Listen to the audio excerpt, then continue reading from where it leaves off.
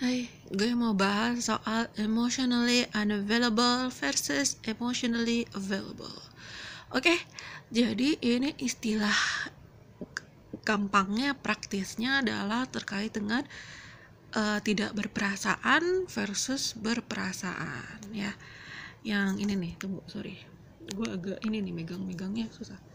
Emotionally unavailable, tidak berperasaan, cuek, dingin, terus kayak apa ya, lama lah kalau ngebales chat kita atau telepon kita, angkat telepon kita tuh dia nggak mau misalnya ya kan. Terus emotionally available, ini berperasaan ya.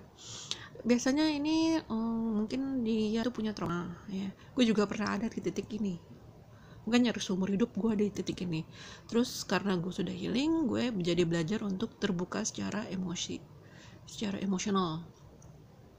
Nah, emotionally unavailable ini terjadi pada orang-orang yang mengalami trauma, ya kan. Orang-orang yang mengalami trauma, mengalami gangguan mental, terus juga mungkin punya gangguan bipolar, gangguan kepribadian ya, narsisisme, terus juga psikopati, sosiopati, ya kan, gitu loh. Jadi ini terjadi ketika kita trauma ya, dan kita belum mau healing dari masa lalu itu, gitu kan. Trauma apapun emotionally available ini tandai dengan apa ya, terbuka dalam mengungkapkan pikiran, perasaan, pendapat. Misalnya ya, aduh gue lapar nih, aduh gue panasan, gerah banget nih, gitu kan. Terus gue kangen sama lo, gue suka sama lo, gitu, gue sayang sama lo, gitu. Nah, kalau orang-orang emotionally unavailable, mereka lebih jatuhnya berat ke logika. Karena apa? Karena trauma tadi. Jadi mungkin mereka ada juga tipe-tipe filler ya, tipe-tipe orang perasa ya, yang kalau udah punya trauma tuh kayak menutup diri gitu loh. Jadi kayak entah dia karena sudah punya pasangan ya kan, entah karena dia memang tidak peduli sama kita, tidak tertarik sama kita, tidak sayang sama kita, nggak suka sama kita misalnya, dan apa namanya dan trauma tadi gitu. Trauma bisa macam-macam ya kan, kapok ya, pada dasarnya trauma tuh kapok, rasa kapok. Ketika kita berhubungan dengan orang-orang yang pertama ini, kita akan mengalami kesulitan dalam menjalin hubungan sehat. Nah, makanya tujuannya healing adalah membalik keadaan dari keadaan ini menjadi keadaan ini. Oke, gitu. Nah, 180 derajat nih. Jadi kalau misalnya tadinya sebelumnya dingin, cuek, nggak nanggepin pendapat kita gitu kan, terus kok suka ngambek ya kan. Nah, kalau misalnya kalian punya hubungan ini nih, kalian secara emosi tuh terbuka sama pasangan, sementara pasangan kalian tuh tidak terbuka ya kan, lebih banyak diemnya atau lebih banyak mencari kesibukan sendiri, ini pasti hubungannya toksik, pasti. Jangan heran kalau ternyata emang gue bener gitu ya. Gitu, lo hanya bisa mendapatkan hubungan sehat dari orang yang juga terbuka secara emosional kepada lo gitu, 50-50 gitu kan. Hubungannya tuh timbal balik ya, dalam mengungkapkan perasaan, pikiran, dan pendapat tuh sama-sama jujur, sama-sama terbuka, dan tidak saling menghakimi dan tidak saling menggurui gitu loh. Saling mendengarkan aja, timbal balik lah ya kan. Peduli lah satu sama lain. Pedulinya tuh gak harus banget ya, peduli, oh ya oke, gue dengerin, gue inget, oke, gue paham gitu. Udah, walaupun berbeda pendapat, berbeda perasaan, tapi setidaknya salah satu, setidaknya dua-duanya tuh terbuka. Kalau sama yang emotionally unavailable, ini hubungannya narsisistik gitu loh.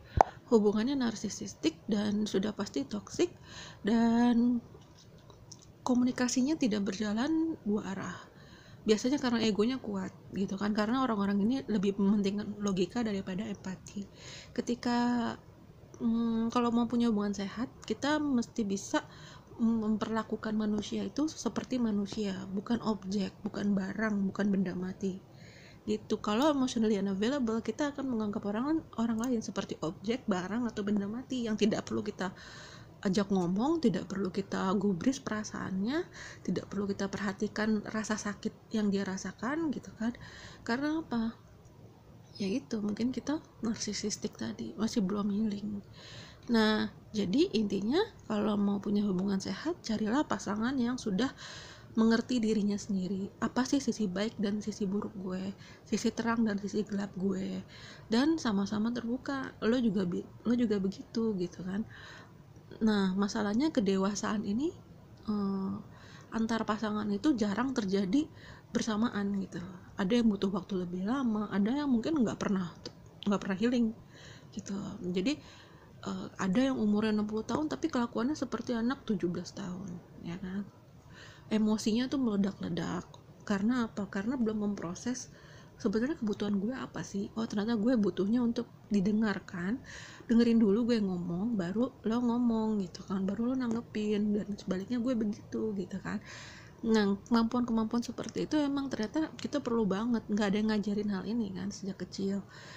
Kalau kita terbiasa ada di keluarga narsisistik atau di lingkungan narsisistik, mungkin di sekolah atau di kampus dan tempat kerja, ya kan, hubungannya cenderung satu arah kalau narsisistik itu, ya.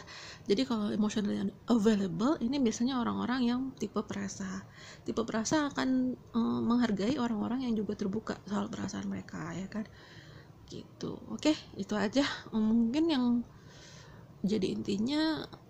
Itu dulu, nanti kalau misalnya ada tambahan gue tambahin lagi di video berikutnya. Oke.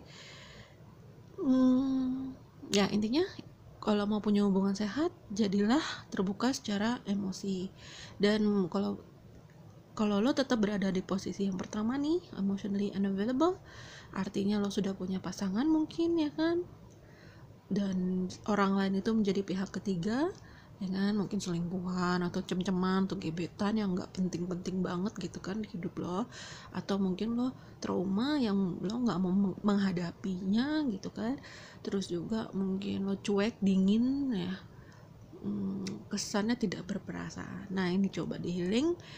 Kalau misalnya lo dan pasangan lo sudah berani healing, ya kan, berani terbuka apapun, tapi ingat, hati-hati kalau orang narsisistik itu cenderung memanfaatkan informasi yang kita sampaikan itu soal trauma kita, soal keburukan dan kelemahan kita, soal aib di masa lalu kita, itu nanti bisa jadi senjata buat mereka ketika mereka kesal sama kita, bisa jadi bahan ancaman gitu.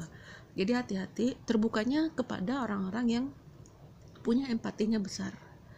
Kita nggak tahu juga, ada juga empat yang mungkin masih belum healing juga, dan nggak semua orang bisa dipercaya sih pada dasarnya. Itulah makanya kita punya trust issues itu karena itu gitu. Karena kita dikelilingi orang-orang narsisistik yang masih punya trauma, yang mereka belum terbuka dalam mengungkapkan pikiran, pendapat, dan perasaan mereka kepada siapapun gitu kan, terutama kepada diri mereka sendiri, karena mereka belum berani jujur ke diri sendiri gitu loh. Gue maunya apa sih, gue sukanya apa sih gitu kan.